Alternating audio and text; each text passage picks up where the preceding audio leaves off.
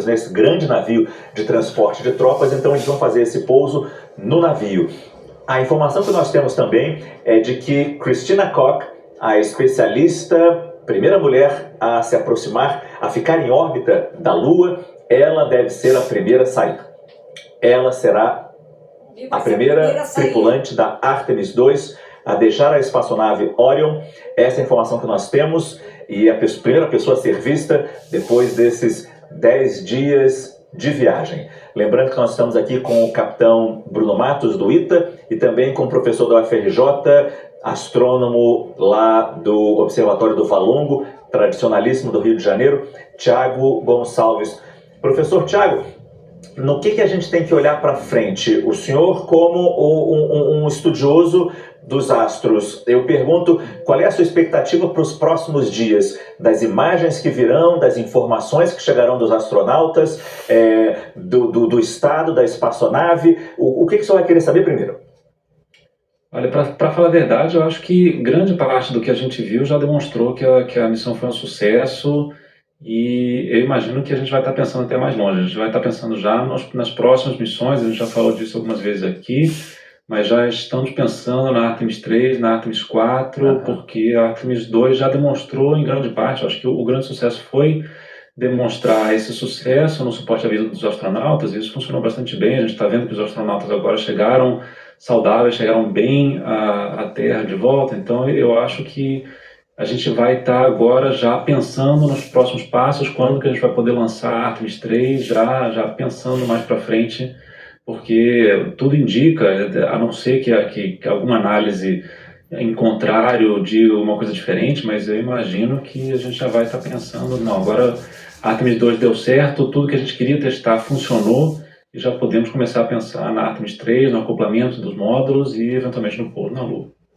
Como o senhor bem disse, né, professor, as próximas etapas vão ser já na preparação para o pouso, ou seja, ainda não será na Artemis 3 que o homem vai voltar a pousar na Lua, tocar a Lua, mas já vai ter a preparação do transporte do módulo lunar, ou seja, que vai levar da espaçonave em direção à Lua, para os astronautas na Artemis 4, até para ver o transporte disso, todo o funcionamento dessa tecnologia, que aí sim é um passo muito maior.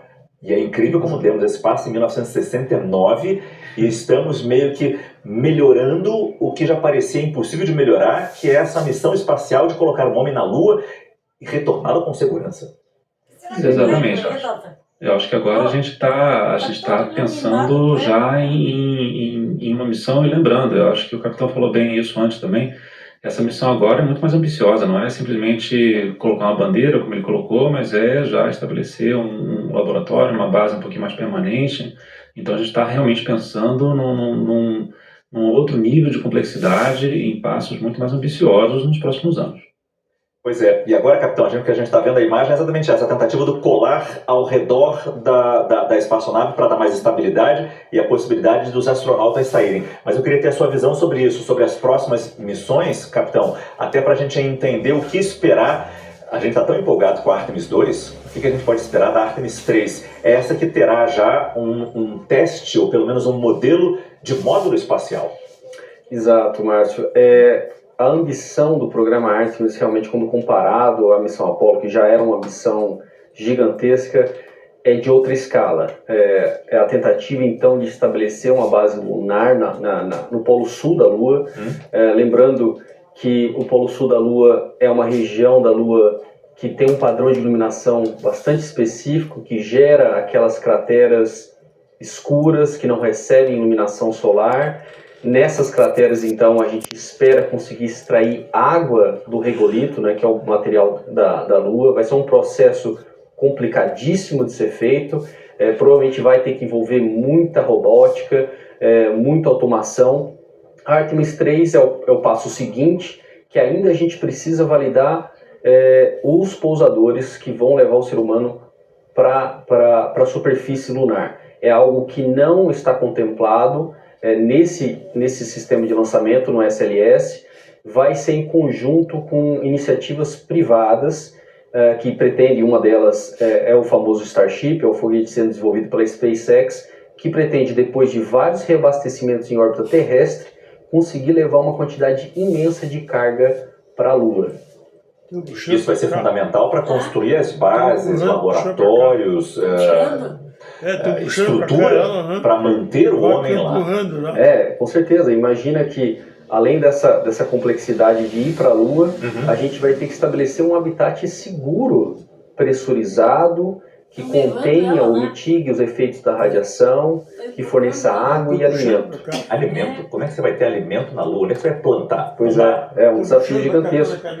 Vamos ter que construir métodos para conseguir ter alimento sendo produzido na Lua, se a gente quiser, de fato, ter uma permanência lá. Daí a informação que o professor Tiago compartilhou conosco, da opinião dele, de que essa ideia de irmos para Marte ainda está distante. Ainda não é tão próximo assim. Mas eu puxo um pouco a informação de Marte, porque isso está contido na mensagem. Bom, gente, desculpa, só para voltar na imagem ao vivo, a imagem está um tanto tremida, porque essa câmera está no barco, quilômetros de distância da espaçonave. Aí uma imagem um pouco mais próxima, e a expectativa é que tenhamos a qualquer momento já o colar montado, como a Denise Bobadilha, né, o bote já instalado ali do lado, o colar de estabilidade ao redor da espaçonave, e a gente percebe que está bem mais estável realmente, é um corpo em cima da água bem mais estável. E a gente percebe uma grande movimentação. E a informação que nós temos é que o primeiro astronauta será a mulher, a Christina Koch. Talvez a Denise Bobadilha possa nos ajudar na tradução, porque aqui está muito baixo para a gente.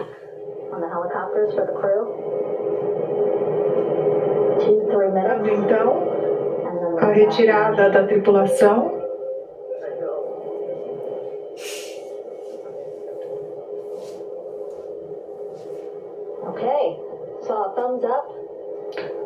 Ok, agora eles deram um ok para a saída dos astronautas. Parece que agora eles estão prontos para implementar o chamado ARV, que é um tipo de colete que cada membro da tripulação terá de vestir para ser içado para os helicópteros. Esses helicópteros estão aqui voando acima do resgate dos astronautas para levar cada um dos membros da tripulação. A expectativa então é enorme agora, e a imagem é muito clara neste momento, mostrando claramente o bote e todo o colar que dá estabilidade à espaçonave. E a informação então que nós tínhamos lá no começo, confirmada então, esses astronautas vão ser retirados da espaçonave, colocados no bote, e do bote vão ser içados até um helicóptero. Não basta ter voado 10 dias no espaço, ainda vão voar mais uma vez até um helicóptero, içados, e de lá até o navio, onde é quase terra firme, né? Essas pessoas estão querendo terra firme, o navio vai ser quase terra firme para eles nesse momento. A gente já vê alguns tripulantes, até do helicóptero já embaixo, a gente percebe pelo capacete até, há mergulhadores também que fizeram todo aquele colar de estabilidade ao redor da espaçonave. E aqui ficamos nessa expectativa. Eu falava, Donald Trump, presidente dos Estados Unidos, já se posicionou, já enviou uma mensagem numa rede social, dando os parabéns à excelente e muito talentosa equipe da Artemis II. Toda a viagem foi espetacular, o pouso foi perfeito, e como presidente dos Estados Unidos, escreveu Trump, não poderia estar mais orgulhoso. Espero vê-los em breve na Casa Branca. Faremos isso de novo, e depois o próximo passo, Marte. Presidente Donald J. Trump. A expectativa de Trump, e é claro, como político, ele sempre vai jogar para frente, aumentando um pouco sem um tanto a visão de ciência que nós estamos tendo aqui, vendo todas as dificuldades e desafios para uma missão até Marte, que é um desafio enorme. Mesmo em 2026, a gente sabe que em 2028 a previsão é de novo o homem pousar na Lua, e a partir daí iniciar a construção de uma base, iniciar a construção de uma estrutura que permita a vida e a estabilidade de homens e mulheres na Lua. E a partir daí, voltar a pensar em novos voos, em voos mais distantes. Lembrando que eles ficaram durante 4 dias, se eu não me engano, que foi a distância do planeta Terra até a Lua. Do planeta Terra até Marte seriam 6, não 6 dias, 6 meses de viagem, o que torna um desafio ainda maior, pelo menos no quesito alimentação.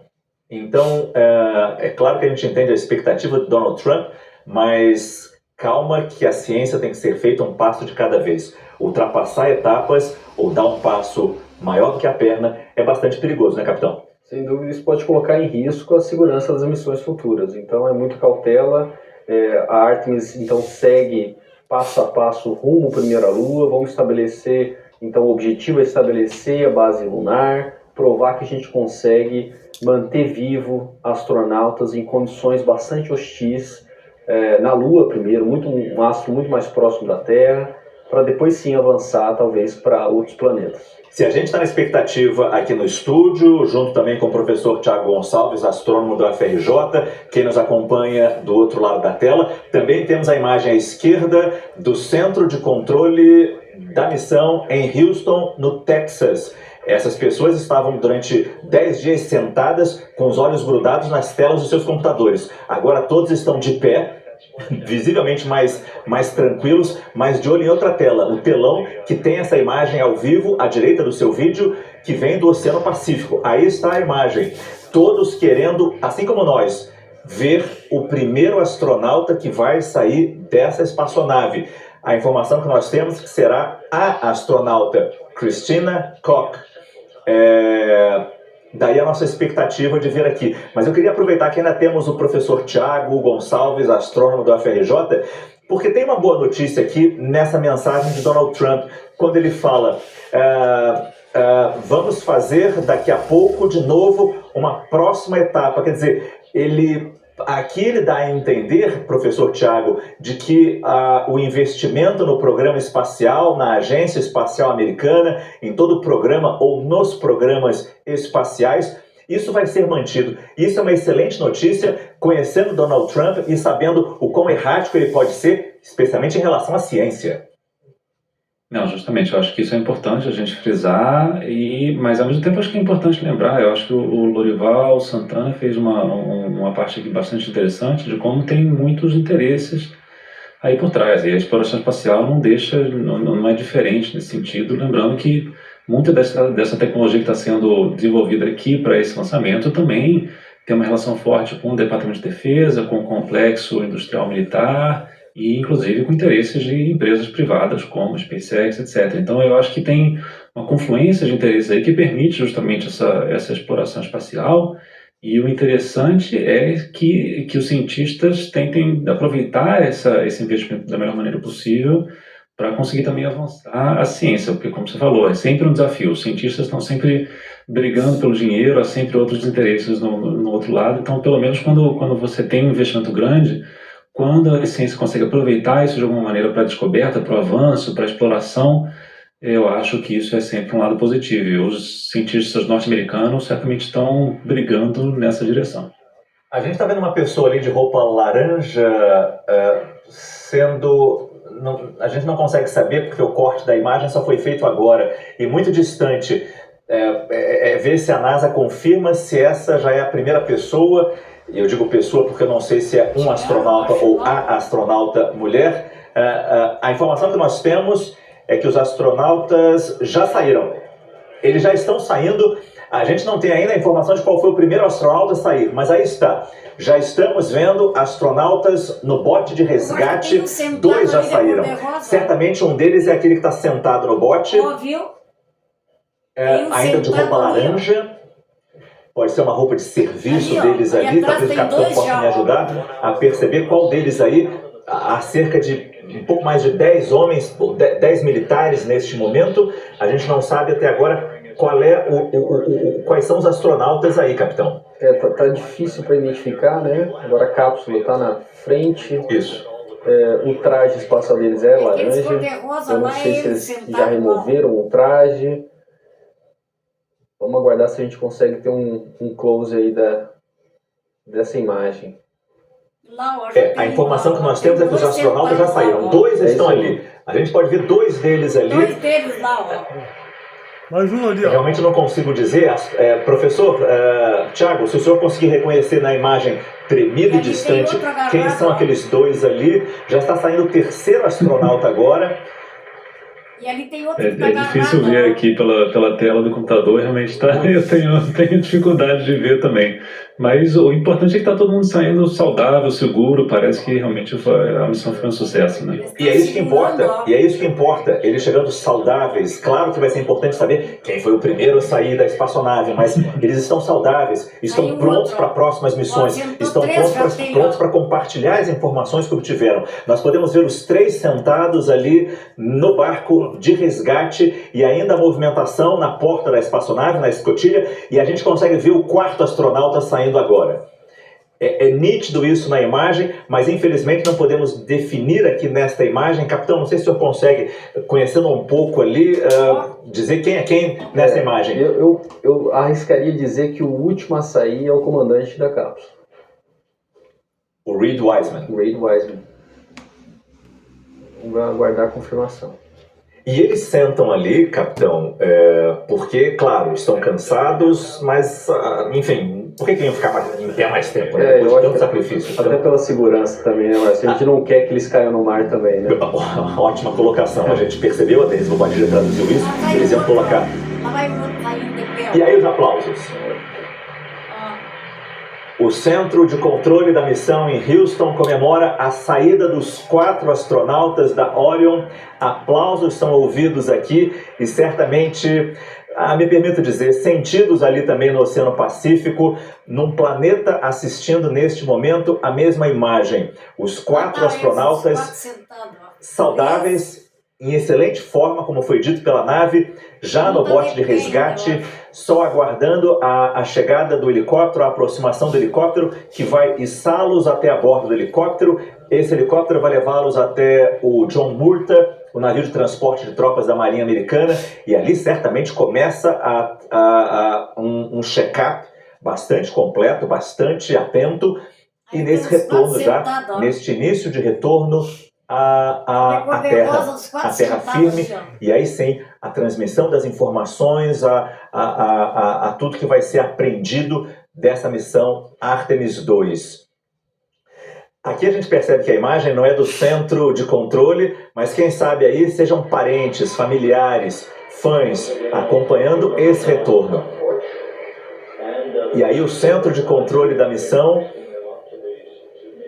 que acompanhou, como todos nós, com imagens ao vivo, a chegada, o retorno da nave Orion do espaço, a missão Artemis, Artemis II, que durante 10 dias deixou a Terra, percorreu mais de 400 mil quilômetros, deu a volta pelo lado escuro da Lua e retornou em segurança 4 astronautas: Reed Wiseman, Victor Glover, Christina Koch, Jeremy Hansen. Esses 4 que aparecem agora na imagem, sentados em segurança, prontos para compartilhar o que viram, o que sentiram nesse retorno do homem à Lua. Em mais esse passo, e eu acho que a gente pode repetir a frase de Neil Armstrong, que parece pequeno, já que não houve pouso no nosso satélite, mas fundamental, gigante para a humanidade, que pensa em novos voos, novas aventuras espaciais. A Lua vai ser apenas uma primeira etapa, um primeiro capítulo.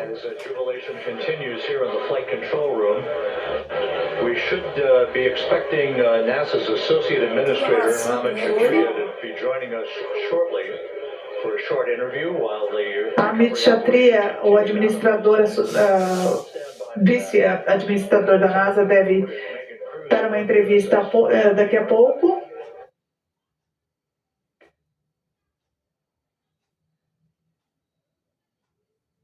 A gente está vendo aí agora, definitivamente, já a tentativa, talvez, de aproximação dos helicópteros que vão levá-los até... Capitão, me parece muito cruel.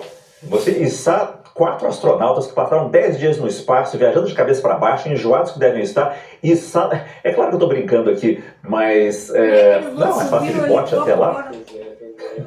Talvez porque tanta pressa E tanta emoção agora depois desse voo de 10 dias para a Lua, por que agora vão ter que içar eles até o navio? Certamente eles querem chegar em terra firme o quanto antes. Mas o senhor falou, nossos familiares. Mas o senhor destacou muito bem como toda a operação é extremamente segura. A gente via a espaçonave desde as 9 horas e 7 minutos boiando no Oceano Pacífico, os barcos de resgate ao redor à distância, sem se aproximar. Eram medições de gases, verificação de possibilidade de sair alguma coisa mais tóxica da espaçonave, com tudo que a espaçonave transporta de elemento que pode ser perigoso para o ser humano do lado de fora da espaçonave. Os astronautas estavam seguros, sabíamos já dessa informação, mas foram mais de 40 minutos até essa aproximação dos barcos de resgate para fazer a abertura da escotilha, um primeiro médico entrar na espaçonave, eles tirando as roupas pressurizadas, até termos essa imagem do lado esquerdo do vídeo, os 4 astronautas sentados, descansando num dos barcos de resgate. Na verdade, não é nem um barco de resgate ali, faz parte daquele colar de sustentabilidade, de estabilidade da espaçonave. Mas quanto tempo levou isso? Tudo isso em nome da segurança. Sem dúvida. E isso é isso que se leva em cada etapa, e a gente percebeu isso em cada etapa desse voo, fruto de um histórico de experiência da NASA e de outros programas espaciais, de sucessos e insucessos. Mas chegamos até isso aqui exatamente por causa dessa história. Isso mesmo, assim, mostra a complexidade e a quantidade de pessoas envolvidas para uma operação dessa acontecer. Desde o centro de controle em Houston, todos os engenheiros e técnicos responsáveis pelo desenvolvimento do SLS, da cápsula Orion, e agora a equipe da Marinha Americana fazendo esse resgate com segurança. Eu acho que então, nós temos ainda o professor Tiago Gonçalves, astrônomo do FRJ, do Observatório do Valongo. Isso é importante, né, professor? Como todos são importantes, é um trabalho de equipe, parece batido falar disso. Em televisão é assim, a pessoa não faz nada sozinho, mas numa viagem à Lua, isso é muito mais destacado, é muito mais relevante, a participação de todos numa missão como essa. Não, justamente, eu acho que uma missão dessa complexidade são vários componentes, são engenheiros, não só os astronautas que estão lá, que estão fazendo grande parte do trabalho, claro, eles estão muito mais expostos, mas tem todos os engenheiros, toda a equipe da NASA que está trabalhando duro para garantir que tudo aconteça com segurança, e eu acho que esse cuidado para retirar os astronautas da cápsula é o mesmo cuidado que eles estão tendo de dividir as missões em várias etapas, testar muito bem os sistemas em cada uma dessas missões isoladamente, justamente para garantir que quando você precisar dar um passo mais crucial, um pouso, eventualmente até mais para frente, todos esses sistemas estejam se falando muito bem, tudo esteja funcionando dentro dos conformes, como seria de se esperar. E a retirada dos astronautas da cápsula, acho que é só um reflexo desse cuidado e da experiência que a gente está discutindo aqui da NASA e das agências espaciais como um todo. E aí, professor, a gente pode imaginar que na Artemis 2 tivemos esse cuidado, a gente está vendo o tempo que leva. É errado eu imaginar que na Artemis 3, por causa da maior complexidade, na Artemis 4, ainda maior complexidade, cada uma dessas etapas, ou teremos novas etapas e cada uma mais, eu ia falar perigosa, mas sem querer agorar, mas mais perigosa que a outra? Eu não diria que é perigosa justamente porque os sistemas estão sendo muito bem testados. Então, quando você coloca, por exemplo, uma missão tripulada na Artemis 2, isso é um reflexo de uma Artemis 1 que já foi muito bem estudada para garantir que todos os sistemas estivessem funcionando antes de colocar tripulantes lá dentro. Eu acho que, então, isso garante a segurança dos astronautas e garante o sucesso das etapas subsequentes. Eu tenho certeza de que isso vai acontecer daqui para frente também, por isso, inclusive, que eu acredito que missões como a missão de Marte elas não são impossíveis, mas elas não são imediatas, porque a gente tem que ter certeza de que está tudo funcionando muito bem. E não vai acontecer de uma hora para outra, realmente isso vai exigir muito trabalho, muita pesquisa, para ter certeza de que se a gente quiser realmente chegar nesse ponto, a gente já testou todos os sistemas, já garantiu que está tudo muito bem, está funcionando muito bem até lá. Nós temos o administrador da NASA falando agora, é essa a informação que nós temos? Será que a Denise Bobadilha está fazendo essa tradução para a gente? Da cápsula. E eu estava com a cabeça o tempo todo pensando nas equipes, a equipe em Houston, a equipe em San Diego. Estão lá Eles naquela lá, né? eles parecem muito bem e acho que Eles estão tirando mais gente. e agora em nome como administrador eu gostaria inclusive de agradecer a equipe do Manta no navio, na embarcação. As pessoas que trabalharam muito nas últimas 2 semanas, mais do que nunca. E nós tivemos o lançamento na Flórida, a integração do veículo foi feita em Denver. Nós também tivemos equipes aqui em Houston, é claro, e todos trabalharam muito bem. Você disse em algumas entrevistas, em alguns espaços, que esse é apenas o primeiro passo. E agora seria o primeiro passo, como o próprio administrador da NASA indicou. É um pouco cedo para a gente ter um relatório de como a Integrity foi, mas acho que a missão ela trouxe mais expectativas para o futuro, não? Totalmente. A gente estava aguardando para falar sobre assim que eles chegassem à Terra e pousassem, mas acho que o que aprendemos durante a missão e dado o desempenho na reentrada na Terra, eu acho que isso nos deixa mais confiantes. Nós demos um grande passo nessa noite e isso nos leva para passos futuros também. E nós aprendemos algumas coisas durante a missão. Foi um teste fantástico de uma máquina fabulosa, na verdade. Do ponto de vista americano, o Empire State Building ele foi iluminado hoje com as cores dos Estados Unidos. Nossa cobertura aqui da NASA foi transmitida em estádios esportivos hoje. Como você vê essa empolgação toda? Olha, eu não pude acompanhar muito da cobertura porque nós estávamos o tempo todo na missão. Eu estava na Flórida desde antes do lançamento, mas eu vi na reação naquele momento que acho que foi um presente ao mundo dado pela NASA. E isso é especial, especialmente para os mais jovens, porque eles podem ver o que podemos fazer juntos quando trabalhamos juntos. Não importa o tamanho dos problemas que tenhamos, nós podemos resolvê-los. E eu estou bem esperançoso que a Artemis 2 mostre, né, com essa tripulação fantástica, com os engenheiros, com todos, como ela pode ser inspiradora para outras pessoas também. Eu acho que nós podemos reconhecer também que esse trabalho em equipe ele pode contribuir para a sociedade, para trazer melhores cidadãos para o mundo. E uma última pergunta. Voar para a Lua. Nós conseguimos, fizemos de novo, e agora sabemos, enfim, como isso foi feito. Mas a engenharia, o projeto dessa missão, a precisão de que tudo aconteceu é algo fenomenal, não? Sim, é incrível quando você pensa em todas as energias envolvidas, nas incertezas envolvidas também, de colocar um veículo em órbita, e que era 99,2% ali aquela segurança em algum momento. Nós já fizemos isso antes, 53 anos atrás, e eu acho que é algo interessante para a gente contemplar. Quando tivemos as missões Apollo, nós aprendemos mais como fazer isso e foi mais mágico, então, com aquela conquista dada a tecnologia da época. Mas os arquitetos da Apollo, Gilbert, Tsushima, Von Braun, Miller, eles queriam contemplar que nós podemos expandir o nosso limite de ação na superfície lunar, e eles queriam mostrar que isso é possível. Eles tinham confiança que eles poderiam expandir esse raio de ação na Lua.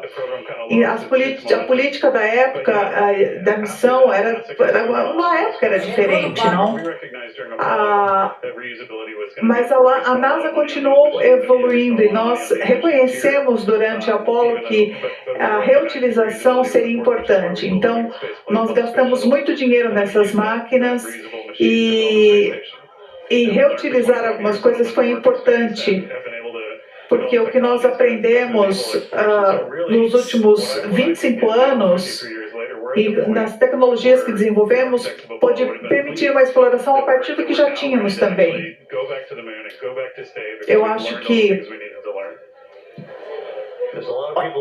voltar à Lua e e fazer o que fizemos é uma oportunidade de aprendizagem também. Muito obrigada a Matt Kshatriya, administrador associado da NASA, e agora acompanhamos então o içamento dos tripulantes pelos helicópteros da Marinha. Perfeito. Perfeito. Na tradução de Denise Bobadilla, a gente acompanhou a fala do administrador da NASA, enquanto víamos o primeiro astronauta. A gente não consegue imaginar, a gente não consegue ver se é um ou dois, eu acho que é um astronauta sendo levado de helicóptero, sendo içado até o helicóptero e depois até o navio de transporte da Marinha dos Estados Unidos, o John Murta, que está não muito distante dali. E assim vai ser feito com os outros 4 astronautas, outros 3 astronautas que ainda estão no Oceano Pacífico, num dos botes de resgate. Aí a gente vê a distância. Um outro helicóptero já está fazendo o transporte dos astronautas, o resgate desses astronautas ali no bote. Desce primeiro um soldado, um militar do helicóptero. Ele pousa exatamente como a gente está vendo nessa imagem ao vivo no bote. E dali ele deve fazer um primeiro contato, uma primeira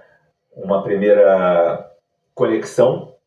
Um tanto difícil imaginar que eles passem por mais essa aventura. Capitão, me desculpa repetir isso aqui, mas depois de 10 dias no espaço, eles mereciam uma viagem um pouco mais suave nesse retorno, né? Exatamente, as emoções não acabam, né? As emoções não acabam. E como bem dissemos, os 4 foram retirados da espaçonave, ainda no mar, depois de uma checagem inicial, talvez superficial, de saúde, e eles estão bem, na informação da NASA.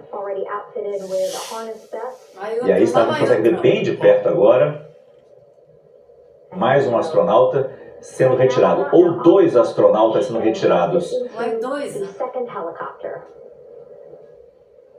Ali não foi uma operação bem mais rápida, mais um astronauta, né? Temos 2 no bote ali, pelo menos com as roupas laranjas, as roupas cor de laranja nos dão essa impressão. Então 2 já foram levados para o barco, outros 2 continuam no bote de resgate.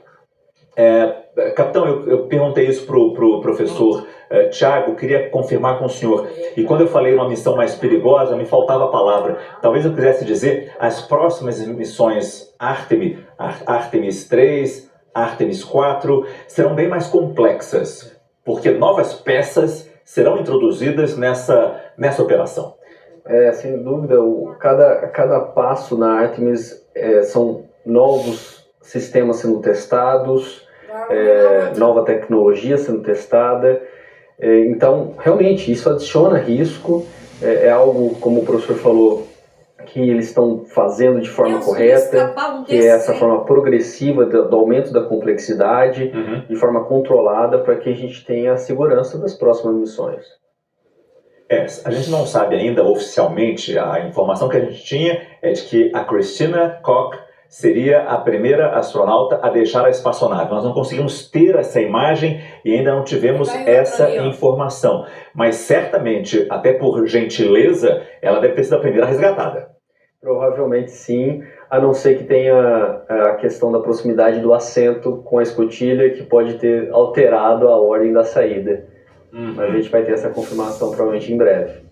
Nós já estamos aqui na nossa reta final da nossa transmissão. Eu acho que é importante a gente ter uma palavra final do professor Tiago Gonçalves, astrônomo da UFRJ, Universidade Federal do Rio de Janeiro, do Observatório do Valongo, histórico, importante, e como foi fundamental termos o professor Thiago hoje aqui nos ajudando nessa cobertura, nas informações. Eu queria ter com o senhor, professor, a sua análise final, uma palavra final de tudo que nós vimos essa noite, e mesmo com essa, eu permito ser um pouco ingênuo aqui, olhar mais para a ciência, olhar para a inspiração que isso cria em tantas crianças que vêm e voltam a ter vontade de explorar o espaço, a observar as estrelas. Sabemos o soft power, o poder brando que representa para os Estados Unidos, a demonstração de poder que isso representa, mesmo sabendo que essa operação foi montada a muitas mãos, e mãos internacionais, não apenas americanas. Daí eu queria uma mensagem final sua de tudo que nós vimos nesses 10 dias de missão Artemis II, professor. Não, eu vejo isso como uma oportunidade do ponto de vista que você está mencionando, porque sim, é fundamental a gente poder investir em ciência, e esse tipo de visibilidade atrai muita gente para a ciência, para a astronomia. É uma ciência às vezes difícil, árida, mas quando a gente tem essas imagens dos lançamentos, isso certamente atrai muita gente, atrai muita atenção, e a gente ganha um espaço aqui na CNN, na imprensa, podendo divulgar um pouco o nosso trabalho, podendo conversar um pouco com a sociedade, demonstrando que a gente tem realmente a nossa atividade tem um mérito. Então eu acho isso excelente, e uma excelente oportunidade de inspirar, como você falou, os jovens a poderem seguir a carreira acadêmica, ver se alguém mais quer se envolver nessa empreitada. Eu acho que a Artemis representa um novo passo, da mesma maneira que a Apollo inspirou muita gente a se envolver no espaço, seja na engenharia, seja na astronomia. Eu acho que agora a gente, essa nova corrida espacial tem esse potencial, sim, de inspirar as pessoas a se envolverem mais com isso, e quem sabe chamar a atenção mais para o que a gente está fazendo, porque isso é excelente. A astronomia é uma ciência de descoberta, de exploração, de encontrar o nosso lugar no universo. Então que venham muitos, mesmo se você não quiser trabalhar na astronomia, por favor, venha conversar com a gente, que a gente está sempre muito disposto a divulgar nosso trabalho e mostrar como esse nosso entendimento dos planetas, do universo, tem muito a ver com a nossa atividade, com a nossa curiosidade humana. E desculpa falar, o Observatório do Valongo é lindo, não é?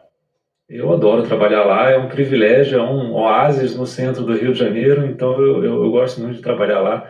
É sempre um prazer, tá? Essa junção do histórico com o moderno e tecnológico é uma maravilha mesmo. Todas as vezes que eu visitei o Observatório do Valongo para fazer reportagem ou a passeio, sempre foi impressionante. É tão emocionante acompanhar aquilo ali, ver as construções históricas, como o professor bem coloca, mas também ver os equipamentos que permitem olhar para fora do nosso planeta e, consequentemente, olhar um pouco para o futuro também. Eu agradeço muito ao professor Thiago Gonçalves, astrônomo, que nos acompanhou durante essa programação. A gente vai fazer agora um rápido intervalo comercial enquanto assistimos aí ao pouso dos helicópteros com os astronautas resgatados da Orion, e a gente volta em instantes com outras imagens ao vivo do John Murta, o navio da Marinha Americana que está resgatando esses astronautas e vão levá-los de volta à terra firme na cidade de San Diego. Voltamos em instantes.